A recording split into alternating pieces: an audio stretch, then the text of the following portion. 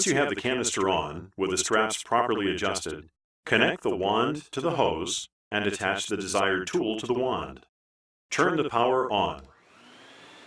Stand straight and vacuum with a handle grip parallel to the ground using only one hand.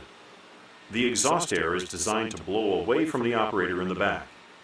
Simply select the tool attachment needed for vacuuming carpet, bare floors, stairs, and a wide range of above-floor cleaning jobs.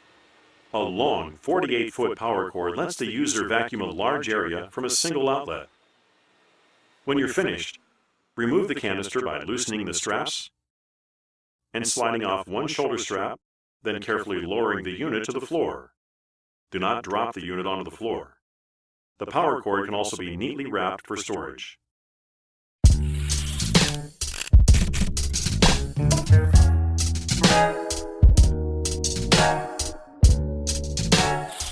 Yeah.